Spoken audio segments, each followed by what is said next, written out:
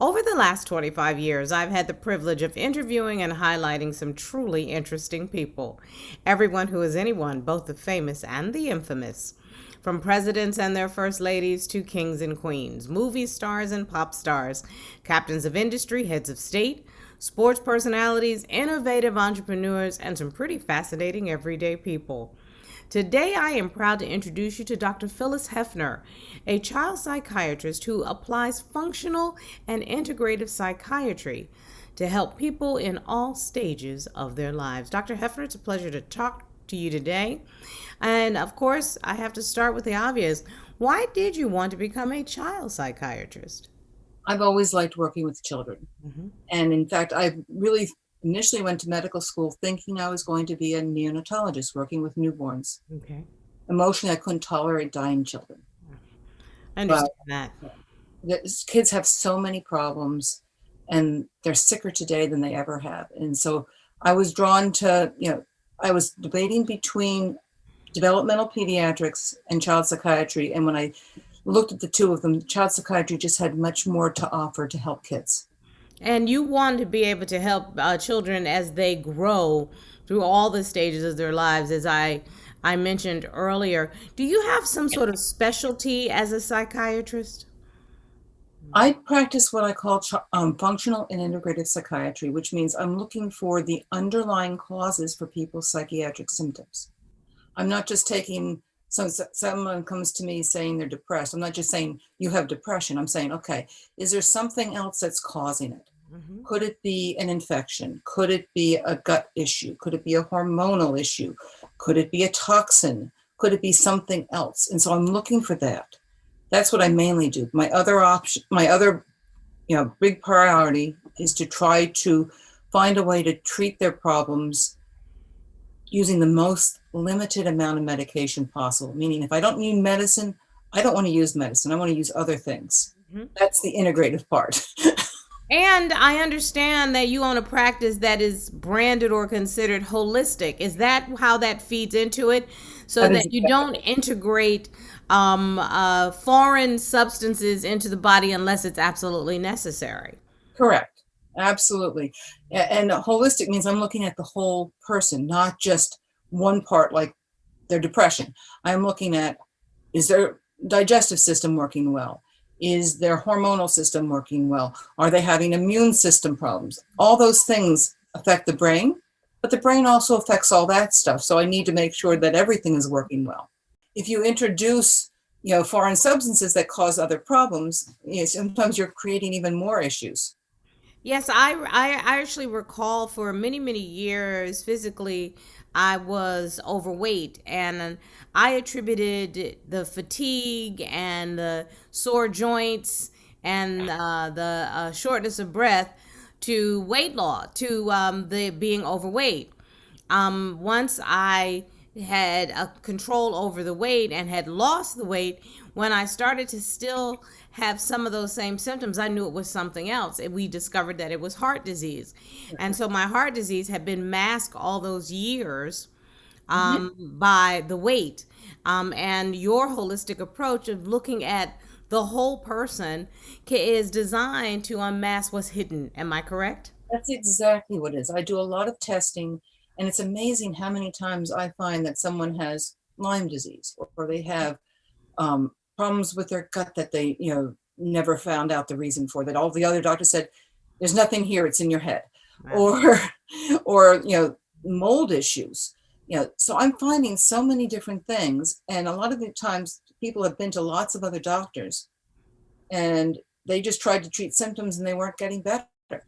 And it sounds like you don't only look at genetics and physical manifestations, but you look at environmental manifestations also. Absolutely. Our environment is so toxic these days that you can't ignore that. Hmm.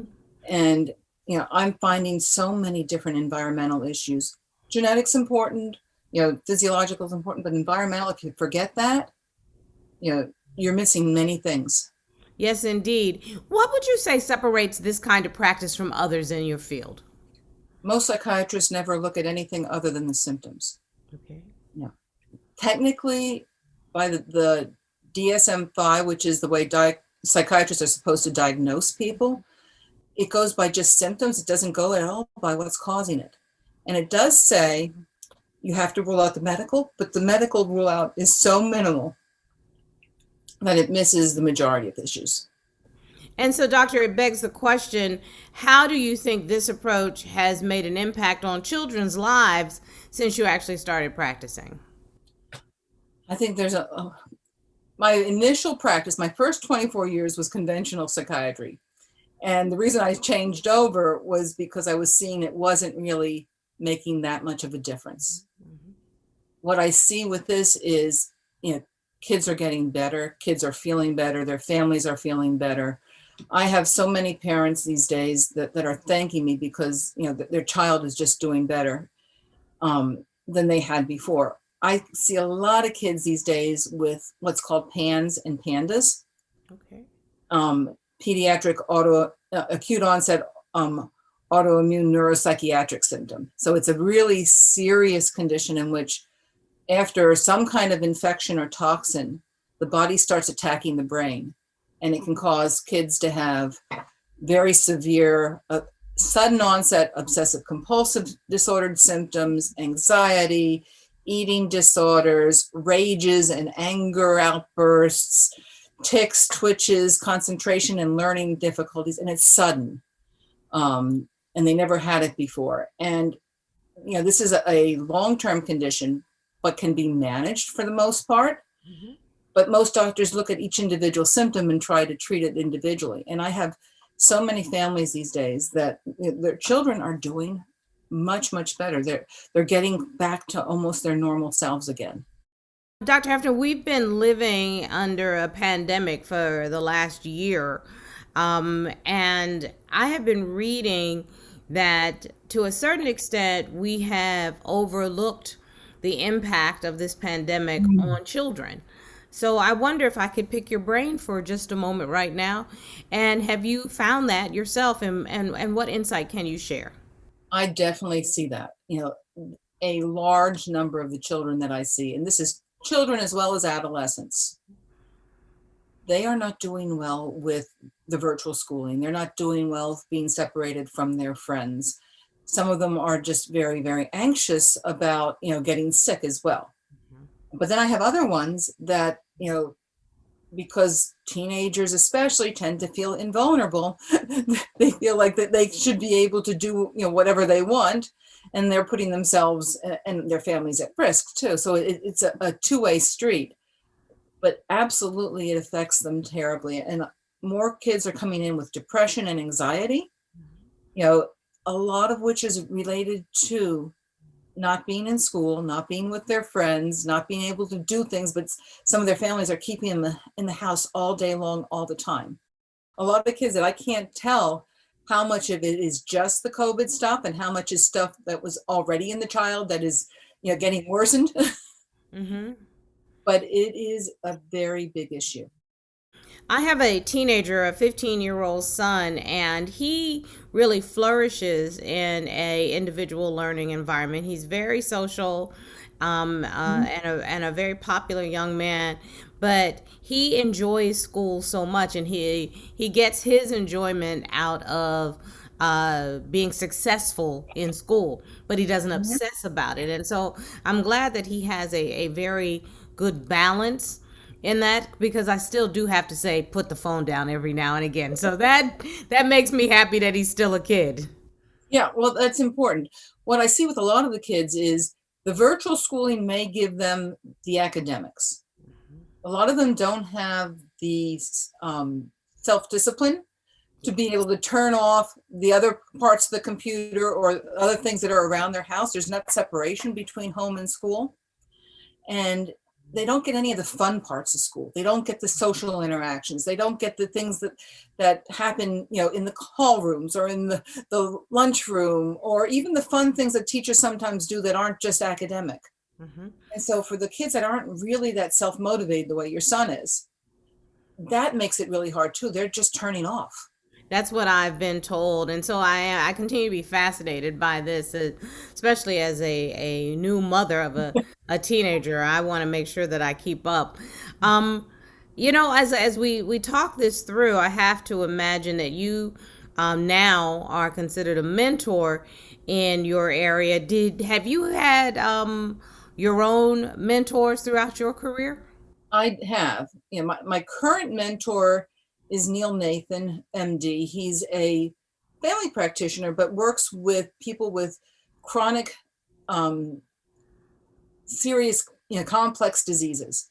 So he's I meet with him in a group about once every 2 months, and we talk about some of the serious diseases that can cause some of the symptoms I see. Mold disorder, Lyme disease, things on that order. Prior to him, I did some mentorship with another functional psychiatrist, Robert Hidea. And when I was in my residency, Tagi Motoresi was a wonderful infant psychiatry who I really admired and really got a lot out of, training with him. Throughout your career, obviously, you have had such a varied amount of experience. Have you ever been recognized by your colleagues for your work? I am currently involved, I'm in Who's Who. Yes, of course. And the Continental Who's Who as well, and then honored also in Women in Medicine in 2020. So there's been a number of different things that way. When I was in residency, I won the Ciba-Geigy Community Service Award. I've done different things, but when I was working prior to this practice, I was just basically a staff psychiatrist, and so didn't really have the opportunity to do a whole lot of other things. So I have to ask the psychiatrist, how do you take care of yourself? What is your self-care regimen? It's not as good as it should be just because of time. Mm-hmm. But I've been lately doing, trying to reduce some of my hours, set a little more boundaries between work and home. I like to do knitting and crocheting and quilting and machine embroidery and things like that. I like to do gardening. So trying to get some things that are separate away from medical practice. It's a little hard to do when you're chief cook and bottle washer, because my patients, need and expect, my involvement no matter what time it is, and I can't do it all. So part of my self-care is to set some limits and say, I have to have some time away or else I'm not going to be helpful for anyone. Right. Yes, indeed. I mean, I always caution women when they talk to me about, quote, the so-called work-life balance, that's impossible. I would rather consider it work-life integration. How do I integrate work and life so that I personally have some balance? Right. And I think your strategy of setting some boundaries is definitely a major first step for doing that. What's the one thing you would like the viewer of this video feature to walk away with? The idea that psychiatric symptoms are just symptoms and we don't know what's causing them until you look further. That there's so many other things that could cause your problems, and just using medication at best is a Band-Aid and at worst could make things worse. I think that's such a very important thing to leave everybody with. You want to know what's at the root of the problem so that you can kill that root and grow some beautiful, beautiful new blooms. Dr. Heffner, I say to you, thank you very much for your time, but more importantly, thank you for your dedication to servicing the whole human being, mind, body, and spirit. Well, thank you.